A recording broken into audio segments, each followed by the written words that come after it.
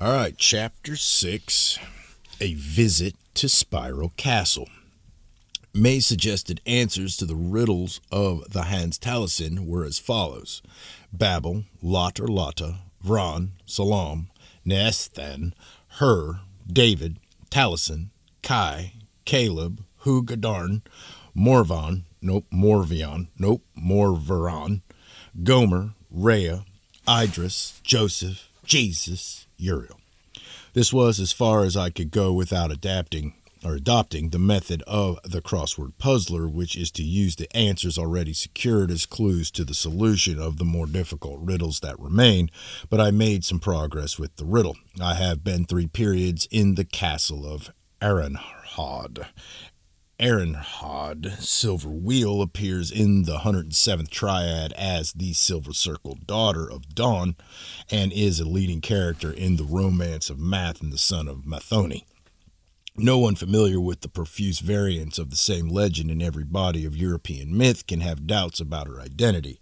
She is the mother of the usual divine fish child, Dylan, who, after killing the usual wren, as the New Year robin does so St. Stephen's Day, becomes Lulaw Jeffs, or Geifs, the lion with the steady hand. The usual handsome and accomplished son hero with the usual heavenly twin at his side. Arenhod then adopts the form of Bloodwed, the usual love goddess, treacherously as usual destroys Lulaw. The story is at least as old as the Babylonian Gilgamesh epic, and is then transformed first into the usual Owl of Wisdom and then into the usual old sow who eats her farrow, so feeds on Lu's dead flesh. But Lu, whose soul has taken the form of the usual eagle, is then, as usual, restored to life. The story is given in full in Chapter 17. Great.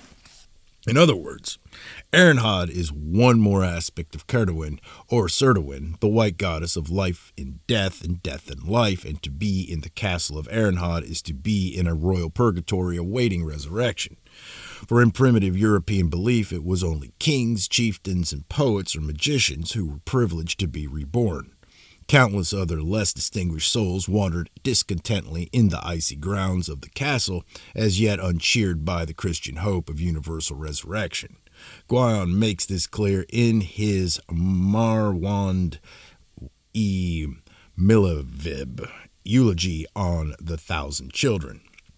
Incomprehensible numbers there were maintained in a chilly hell until the 5th age of the world, until Christ should release the captives. Where was this purgatory situated? It must be distinguished from the Celtic heaven, which was the sun itself, a blaze of light, as we know from Armorican tradition, caused by the shining together of myriads of pure souls. Well, where should one expect to find it? In a quarter from which the sun never shines. Where is that? In the cold north. How far to the north? Beyond the source of Boreas, the north wind, for at the back of the north wind. A phrase used by Pindar to locate the land of the Hyperboreans is still a popular Gaelic synonym for the land of death. But precisely where beyond the source of the north wind? Only a poet would be persistent enough to ask this last question. The poet is the unsatisfied child who dares to ask the difficult question which arises from the schoolmaster's answer to his simple question, and then the still more difficult question which arises from that. Surprisingly enough, there is on this occasion a ready answer. Ser Arenhod, not the submerged Tuan of the coast of Carnarvon,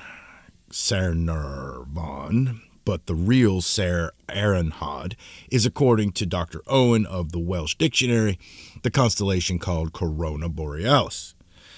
Not Corona Septentrionalis, the northern crown, but Corona Borealis, the crown of the north wind. Perhaps we have the answer here to the question which puzzled Herodotus. Who are the Hyperboreans? Were the Hyperboreans the back of the North Wind men, members of the North Wind cult, as the Thracians of the Sea of Marmara were? Did they believe that when they died, their souls were taken off by Hermes, conductor of souls, to the calm, silver-circled castle at the back of the north wind, of which the bright star Alpheta was the guardian?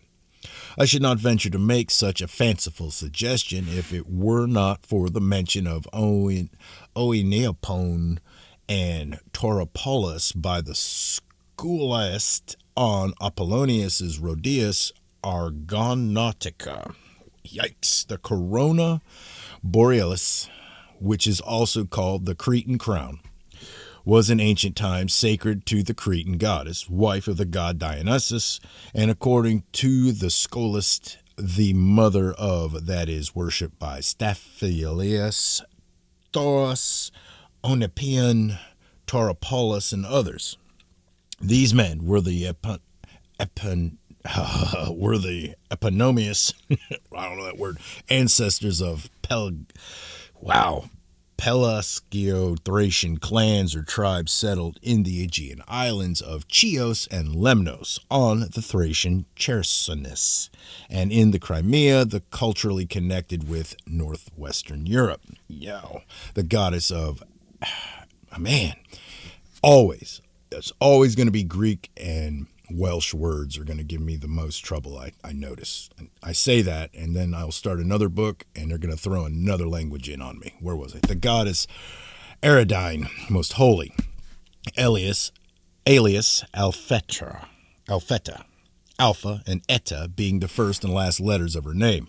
She was the daughter or younger self of the ancient Cretan moon goddess Pasiphae, she who shines for all, and the Greeks made her a sister of their ancient vine hero Deucalion, who survived the Great Flood.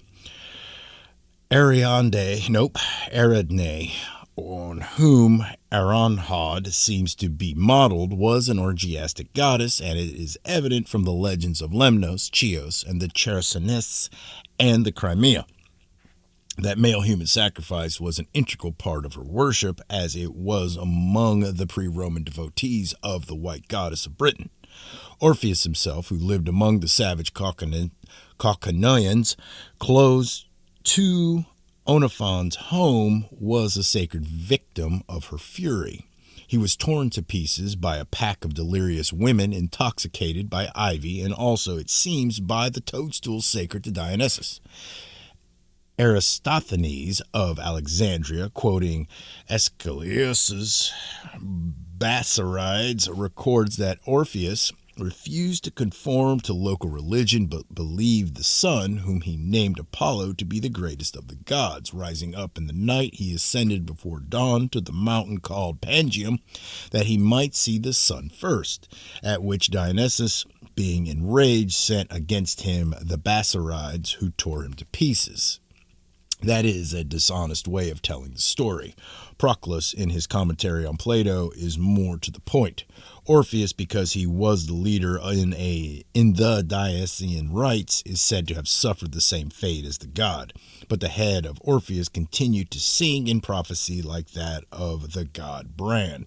Orpheus, according to Pausanias, was worshipped by the Pelagesians, and the termination Eus is always a proof of antiquity in a Greek name. Orpheus, like Erebus, the name of the underworld over which the white goddess ruled, is derived by grammarians from the root aref, which means to cover or conceal. It was the moon goddess, not the sun god, who originally inspired Orpheus. The clearest sign that in Aranhod we have the old matriarchal triple goddess or white goddess lies in her giving her son Lulaw a name and a set of arms. In patriarchal society, it is always the father who gives both. Lulaw has no father at all in the romance, and must remain anonymous until his mother is tricked into making a man of him.